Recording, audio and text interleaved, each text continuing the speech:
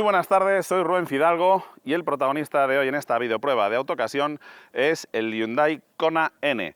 La verdad es que podría llamarse el coche de Arnold Schwarzenegger, porque eso de Conan suena un poco parecido al personaje de ficción. Pero bueno, bromas aparte, lo que tenemos aquí es un coche muy serio. Y como es tan serio, nos hemos venido hasta el circuito de Apastoriza, así que le damos las gracias a PTC Escuela una vez más por dejarnos sus instalaciones para poder rodar con este coche de 280 caballos. Básicamente, el Hyundai Kona N lo que es un Hyundai i30N con algo menos de longitud, es 10-12 centímetros más corto que un Hyundai i30, pero eso sí, con la suspensión independiente en el eje trasero, a diferencia del Hyundai i20 que monta un eje trasero de brazos tirados, lo cual va a hacer que este Kona tenga un comportamiento ligeramente mejor. Pero bueno, de eso iremos hablando a lo largo de la prueba y vamos a ver si merece la pena este formato de Super GTI en una carrocería de SUV.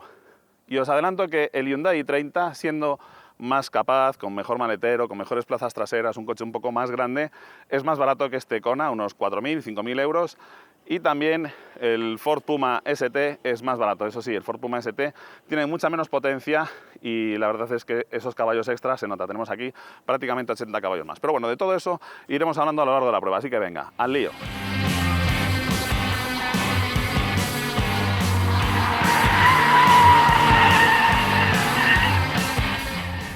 Muy bien, pues como siempre empezamos por lo primero que vemos y es su apariencia. ¿Qué distingue a este Hyundai Kona N del resto de Konas? Y qué mal suena esto siendo yo gallego, pero bueno, es así.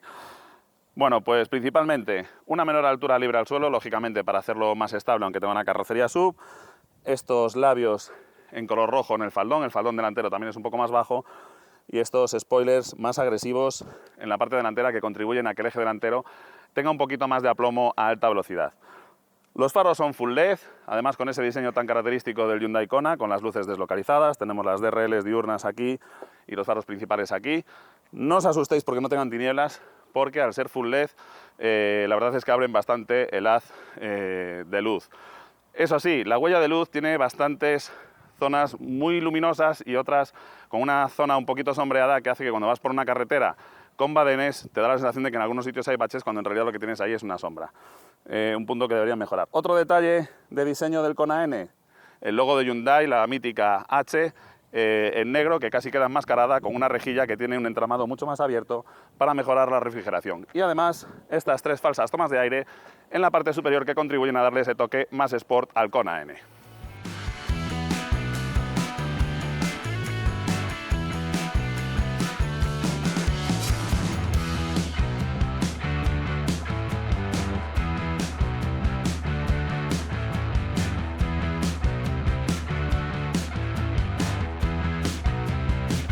En la vista lateral del Kona lo que vemos pues es eso, es un SUV del segmento B, a caballo entre el segmento B y el C, 4,20 metros de largo, es unos 15 centímetros aproximadamente más largo que un Hyundai i20 y también unos 12 centímetros más corto que un Hyundai i30. Lo que sí que es bastante más alto. Estamos hablando de que este coche está entre el 1,54 y el 1,56 m, dependiendo de las suspensiones. Un 1,56 m es la altura de un Hyundai Kona normal y este con la suspensión Sport un poquito más baja pues se nos queda en el entorno del 1,54 m. Cuando Hyundai i30N se nos queda en 1,45 m, es decir, tenemos un coche que es 11 centímetros más alto y eso se va a notar bastante en el comportamiento del coche, que os anticipo que es muy bueno, pero sí que se nota esa mayor altura del centro de gravedad.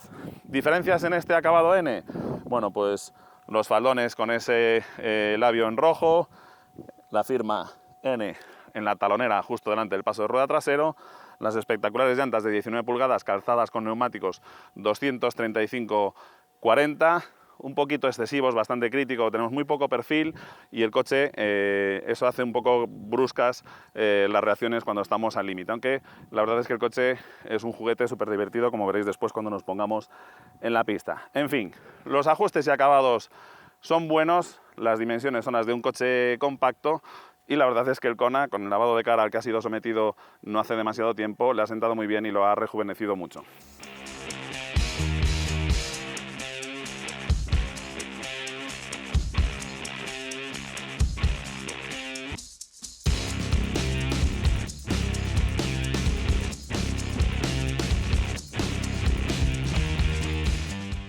Para mi gusto, la vista trasera de este Hyundai Kona N es la más espectacular, porque es en la que tenemos más adornos. Tenemos este espectacular spoiler sobre la luneta trasera, en la cual además va integrada la tercera luz de freno de forma triangular, imitando un poquito a los coches de Fórmula 1.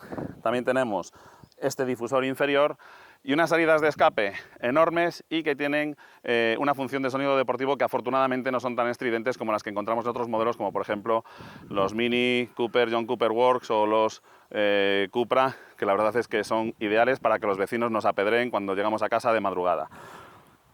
El portón tiene una apertura muy cómoda para un maletero que tiene 361 litros, no es mucha capacidad.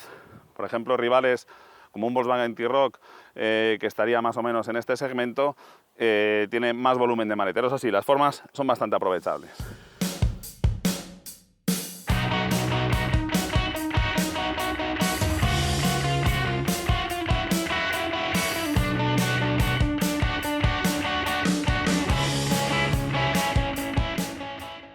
En el maletero tenemos argollas para sujetar la carga y que no vaya dando tumbos cuando nos vamos de tramo, y esta gaveta donde dejar algunas cosas y una rueda de repuesto de emergencia, bastante más útil que el kit antipinchazos. Por cierto, tienes unos vídeos muy interesantes donde te explicamos cómo cambiar la rueda de repuesto y cómo usar esos kits de reparación de pinchazo.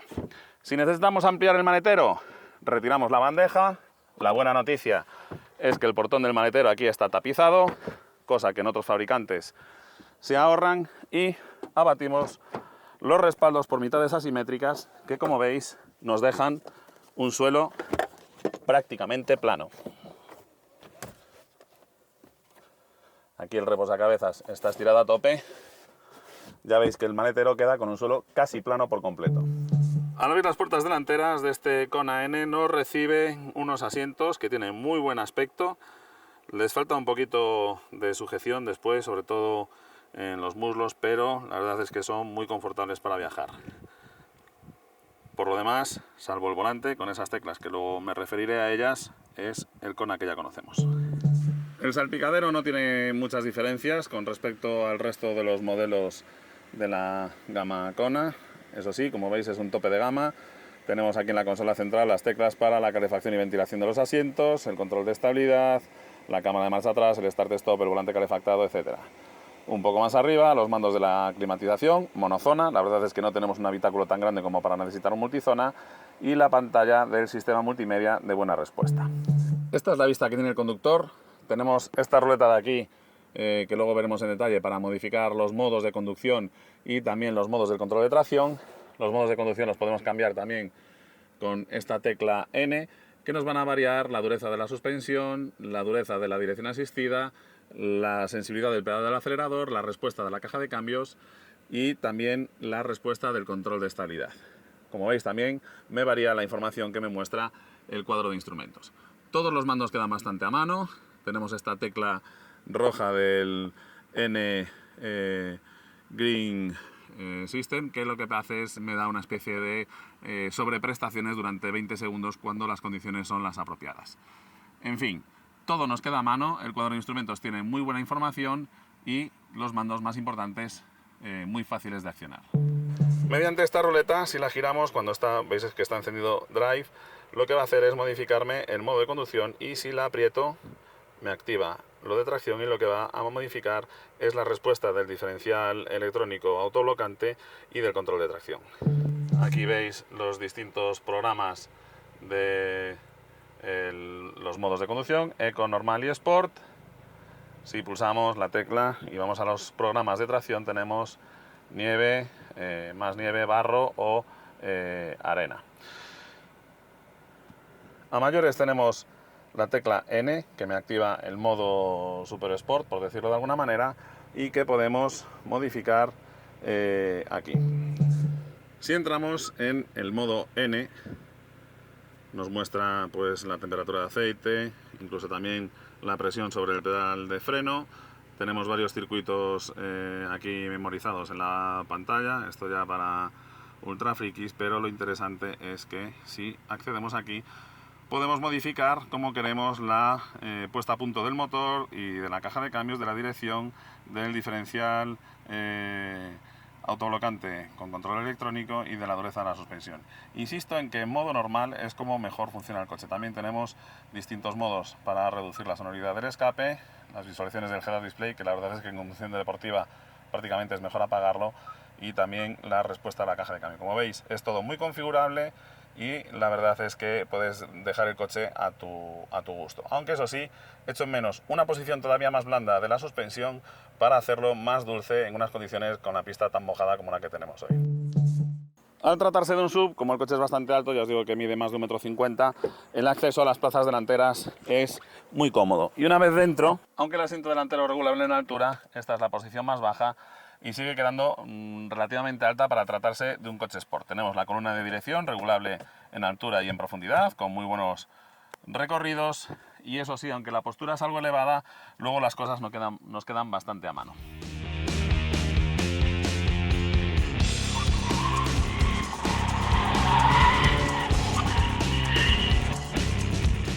Al abrir las puertas traseras nos encontramos con unos asientos tapizados también en símil piel y un paño similar a la alcántara. No tenemos salidas de aireación para los pasajeros traseros, aunque sí una pequeña guantera y esa toma USB, y como veremos después, lo que más va a penalizar las plazas traseras es sobre todo el espacio para las piernas. Acceder atrás también es cómodo en cuanto a altura, pero el problema que tenemos aquí es que meter los pies y las piernas ya es algo más complicado, porque como veis, con el asiento delantero puesto para mí un conductor de 1,85 m, las piernas me pegan contra el respaldo delantero. Altura para la cabeza tengo más que de sobra y la cota de anchura, como os decía antes, también es un poquito escasa. Muy bien, ¿y qué tenemos en cuanto a técnica? ¿Y qué es lo que justifican esos 45.000 euros por un Hyundai Kona? Bueno, pues el truco está casi todo ello bajo este capó, y es que tenemos un motor de 4 cilindros, 2 litros, sobrealimentado por turbocompresor, rinde 280 caballos, muy utilizable. La verdad es que el motor tiene un margen de revoluciones amplísimo en el que empuja muy bien, la verdad. Caja de cambios de doble embrague de 7 velocidades con muy buena respuesta, además es programable, como veréis después cuando os enseñe los distintos modos de conducción que tiene el vehículo, y un diferencial autoblocante con control electrónico y varios programas de funcionamiento que podemos hacer más brusco, con un talado más serio, o un poquito más suave, que es lo más apropiado para unas condiciones de adherencia como las que tenemos ahora después de este chaparrón que me ha caído. Otro detalle interesante del Hyundai Kona es que, aunque se trata de un SUV del segmento B, como hay versiones con tracción total, tiene un eje trasero bastante elaborado, ya que las versiones con tracción total necesitan un eje de suspensión independiente, de forma que en lugar de los brazos tirados que nos encontramos en el Hyundai i20N, aquí lo que tenemos es un sistema de suspensión mucho más apropiado para una conducción Sport, en el cual las geometrías de las ruedas siempre están mejor apoyadas sobre el asfalto. Aquí tenéis lo que os comentaba, la suspensión del eje trasero con estos brazos y completamente independiente, en lugar de los brazos tirados que nos encontramos en el i20N. Gracias a esto el comportamiento del Kona está a la altura de los 280 caballos que tiene. Bueno, vamos a esperar a que escampe un poquito porque está lloviendo demasiado. Bueno, pues ley de Murphy, se ha puesto a llover bastante además, con lo cual me vais a disculpar. Vamos a rodar primero en la pista, aprovechando que aquí las cámaras van a estar a cubierto, y después ya veremos si puedo hacer aquí el resto del vídeo o lo voy a tener que hacer en otro sitio, así que no os preocupéis, hay distintas imágenes. Bueno, lo primero, la postura de conducción es un poco elevada. La verdad es que lo primero que hice cuando me senté en el coche es buscar la postura más baja del asiento, y es esta, y aún así voy un poco elevado. Una postura demasiado elevada en un coche lo que te hace es que además tiendes a llevar la vista demasiado cerca. Cuando vas sentado más bajo tiendes a mirar más lejos, y aparte de eso también bajas un poco el centro de gravedad, sobre todo si estás fuerte, por decirlo suavemente, como es mi caso. El interior del coche, después, los mandos están muy a mano. Tenemos los mandos de la climatización aquí súper a mano. Tenemos las teclas para modificar la respuesta del coche, el modo Sport, el modo Eco. El modo Sport y el modo Eco los podemos regular con esta ruleta de aquí. Tenemos modo normal, Eco y Sport, que cambia el sonido del escape pero sin volver demasiado estridente, y si pulsamos en él lo que nos va a variar son la respuesta del control de tracción, ¿de acuerdo? En ningún caso tenemos tracción total, lo que sí que tenemos es un eje trasero multibrazo, que os enseñaré después cuando os hable de la técnica del coche, pero aquí podemos modificar como digo, esa respuesta del control de tracción para adaptarlo a situaciones de poca adherencia, nieve, hielo, barro, etcétera. Con la tecla derecha del volante, bueno, esto lo podemos personalizar, activamos el modo N, que es en el que el coche se vuelve más deportivo. Aquí, con una pulsación simple, lo que tenemos es un control de estabilidad en modo Sport, que nos permite cierto deslizamiento. Si pulsamos otra vez, nos indica que, manteniendo pulsada la tecla la segunda vez, nos desconecta por completo los controles. Tenemos este botón rojo, el NGS, el N-Green Shift, que lo que hace esta tecla es que cuando tenemos el coche con la temperatura apropiada, etcétera, nos va a permitir una especie de función un pelín más agresiva todavía que en el modo N. Durante 20 segundos nos empieza una cuenta atrás y tenemos 20 segundos en los cuales el coche excede un poquito sus límites, ¿de acuerdo? Y las prestaciones un poco mejores, el cambio de marchas más rápido, etcétera. Tenemos dirección con asistencia variable, en función de tiene 3 leyes de funcionamiento, un modo confort, un modo normal y un modo sport en el que se vuelve más dura, también la suspensión y también la respuesta del cambio y del motor, sobre todo del acelerador y de los regímenes a los que nos cambia de marcha. Os recomiendo, la verdad es que el modo más eficaz de la suspensión es el más suave de todos, es suficientemente rígido y me copia bien el terreno, sobre todo ahora que está lloviendo. Si nos ponemos en el modo con la suspensión más dura, el coche se vuelve bastante crítico, la verdad. Y como siempre, las suspensiones en el modo Sport en casi todos los coches se vuelven durísimas. Y además hay otro detalle, y es que como lo único que variamos es el tarado del amortiguador, pero no podemos variar la dureza del muelle, al final lo que tenemos es un coche con una suspensión muy desequilibrada, con un muelle que no es el apropiado para esa amortiguación. En fin, visto todo esto, vamos a ver cómo se comporta el coche. Vamos a dejarlo primero con el modo normal, con el control de estabilidad un poquito permisivo, porque no he rodado con él con tan mojada la pista, y a ver cómo responde. Me ha gustado bastante el chasis del coche, es bastante reactivo, nos deja trabajar mucho con las transferencias de pesos. Además, incluso con la suspensión en el modo más suave, insisto, la verdad es que es el modo más eficaz en condiciones normales. El modo Sport probablemente sea el más apropiado cuando estemos en un circuito en el que el asfalto sea una alfombra de terciopelo. Pero en condiciones normales, como está este asfalto, por ejemplo, con la suspensión, ya veis, en el modo Sport, es súper seca y el coche va botando constantemente. Además, la dirección también en el modo Sport se vuelve bastante dura y no tiene el tacto ideal, ¿de acuerdo? Un poquito más blanda no estaría de más. Como digo, me gusta que el chasis es muy reactivo. En el momento que le ahuecamos gas, el eje trasero nos ayuda a entrar, y también el diferencial delantero autoblocante nos proporciona muchísima motricidad, siempre y cuando tengamos algo de adherencia. Si nos adelantamos demasiado dando gas en la curva con poca adherencia, como tenemos aquí ahora, lo que hacemos es, fijaos, sobrevirar como bestias, porque además de perder motricidad en la rueda interior, el autoblocante me hace perder motricidad en la rueda exterior. Con lo cual, los autoblocantes en el eje delantero hay que tener cuidado con ellos, porque cuando no tenemos adherencia, como seamos el típico conductor, es decir, como el 98% de los conductores, que nos anticipamos mucho a dar gas en las curvas, lo que hacemos es suspirar una barbaridad. Sin embargo, si nos esperamos al momento apropiado en el cual ya empezamos a abrir dirección y le abrimos gas, ahí sí que tenemos muy buena motricidad. Los frenos son muy buenos.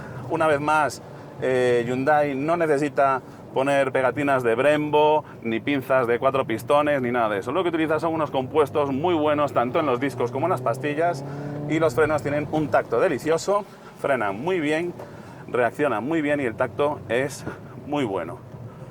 Como digo, me gusta porque el coche se deja conducir mucho con los pies. Si le ahuecamos, enseguida el morro obedece más y el eje trasero nos ayuda a redondear. El cambio de doble embrague, pues bueno, es suficientemente rápido. Fijaos, aquí en el momento que le corto gas ya me mete rapidísimamente el morro hacia el interior. Incluso si le picamos un poquito el freno, enseguida obedece. Y la motricidad, la verdad es que ahora está muy crítica la pista.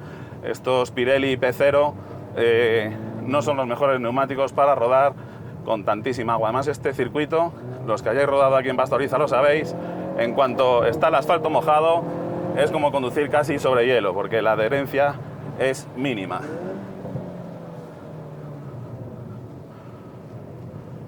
Una vez que tenemos el morro con adherencia, la verdad es que es una gozada cómo reacciona y tracciona. Hay que tener un poquito de paciencia, lógicamente la entrada sí que es un pelín suspirador, pero si tenemos paciencia con el gas y le provocamos un poquito con el eje trasero y luego tenemos paciencia abriéndole la dirección. Tiene bastante torque steer, tira bastante del eje delantero cuando abrimos gas, algo típico de los coches de tracción delantera con autoblocante, pero bueno, no es excesivamente molesto. Muy bien, vamos a ver cómo se comporta esto desactivándole los controles por completo.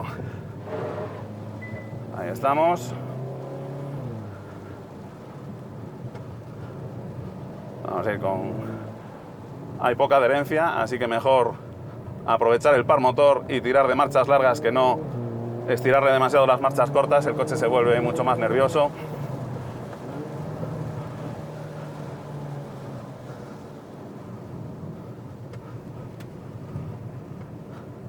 Insisto, en el momento en el que conseguimos que entre la parte delantera, después jugar con los pesos es una gozada. Entramos con un poquito de freno para cargar peso en el eje delantero, que no se nos vaya. Y nos esperamos a abrir dirección para tener motricidad.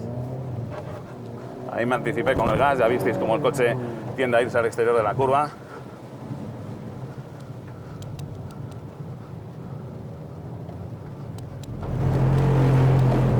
Si le picas un poquito el freno, enseguida el eje trasero nos ayuda en los giros. La verdad es que es divertidísimo lo reactivo que se vuelve el coche.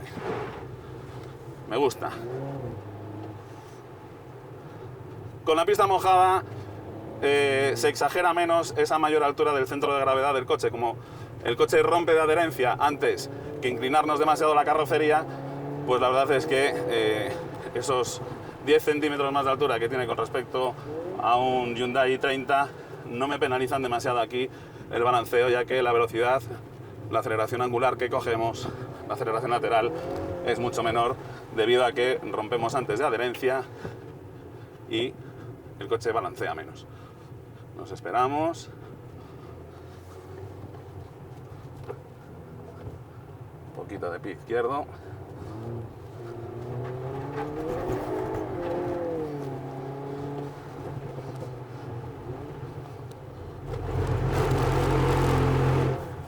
Quieto.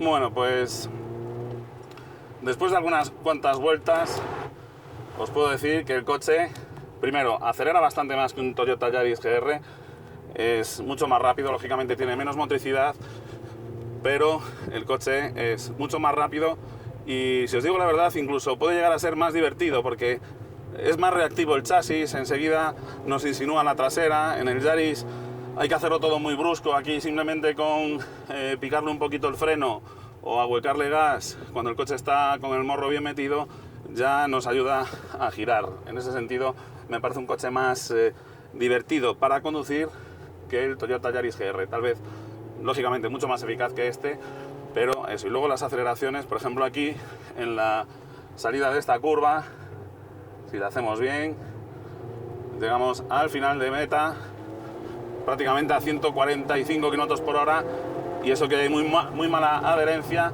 cuando en el Yaris le costaba llegar a esa velocidad. La verdad es que las aceleraciones del coche son brutales y la motricidad es muy buena si, insisto, tenemos paciencia y no nos anticipamos demasiado abriéndole gas. Y eso que con la suspensión tan dura nos ponen algunos problemas.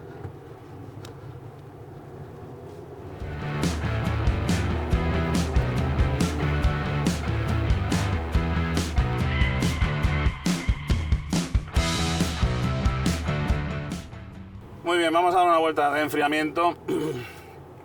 La verdad es que, insisto, con la suspensión en modo comfort y la dirección también en la posición más suave, es mucho más agradable de conducir, eso sí, con la máxima respuesta de gas y también de la caja de cambios.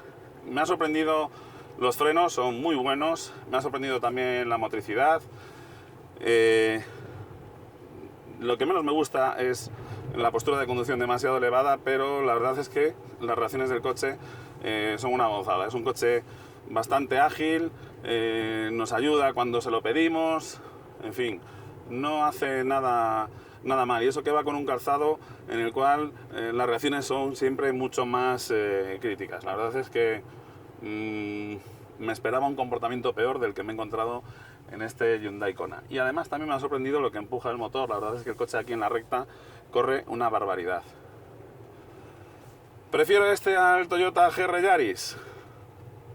Pues bueno, yo creo que prefiero un Hyundai i30 y probablemente sí que lo prefiera al GR Yaris, por eso, porque el GR Yaris es ultra eficaz, es una máquina, es prácticamente eso, un coche de competición matriculable, pero en algunas cosas estos coches que te permiten trabajar más con las inercias y tal, son más gratificantes. Al final, un conductor lo que busca en un coche sport es que te transmita sensaciones y divertirte al volante. No estamos luchando contra el cronómetro, estamos luchando, pues eso, para satisfacer nuestra adrenalina y esa sensación de conducir un coche deportivo. Y la verdad es que este coche con esos chasis tan reactivos, pues casi la gozas más, por decirlo de alguna manera, que con un Toyota Yaris GR, muchísimo más eficaz, muchísimo más rápido en un tramo que esto, sin duda, pero como digo, sin ese puntito de pimienta que es lo que uno busca en un deportivo.